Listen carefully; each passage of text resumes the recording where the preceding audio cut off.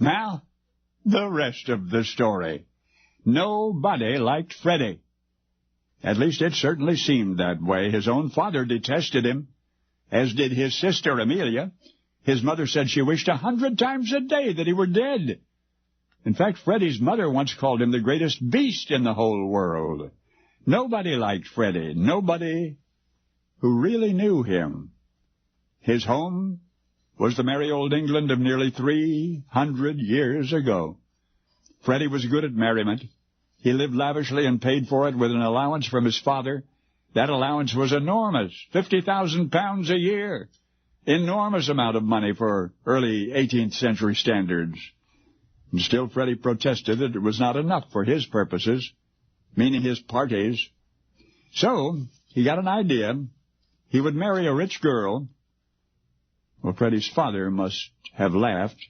He remembered how his son's earlier engagement had ended in disaster, a scandal the family had yet to live down. So, what wealthy woman in her right mind could possibly fall for Freddie? Ooh, he should not have asked that question.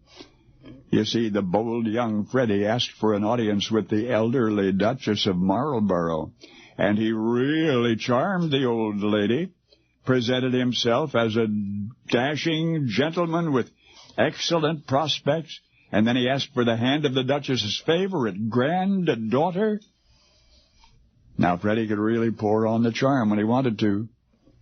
Now more than ever he wanted to, and he succeeded. He beguiled the elderly Duchess into believing his motives were entirely romantic, and she granted her permission. The newly approved couple would be married at the earliest convenience. What of the dowry? Freddie asked. According to custom, the groom should receive a substantial dowry from a young lady as high-born as the Duchess of Marlborough's granddaughter. And the Duchess agreed. And the dowry was set, £100,000. So, Freddie's financial worries were over. Oh, one thing more. Freddie said that a small wedding would be nice, that a private wedding would be better. Best of all, of course, he said, would be a secret wedding. And do you believe it? The Duchess agreed even to that, the secret wedding. The ceremony would be held at her lodge in Windsor Great Park in secrecy. Freddie's reasoning, of course, was that if his family or his family's friends were to discover what he was up to, they would surely try to stop him. Well, they did, and they did. The marriage of Freddie and the Duchess' granddaughter was not to be. And so was the high-born young lady spared for better things. She would marry another and become the Duchess of Bedford. And that's the way it happened the first time.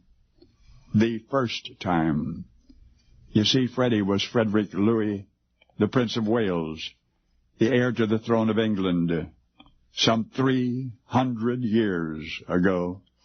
The favorite granddaughter of the Duchess of Marlborough, the beautiful young girl Frederick tried to marry for her money, the fiancé who got away, the Lady Diana Spencer. That's right, the First Lady Di. It was often said how lucky she was. Well, that is so. Only, of course, now you know the rest of the story.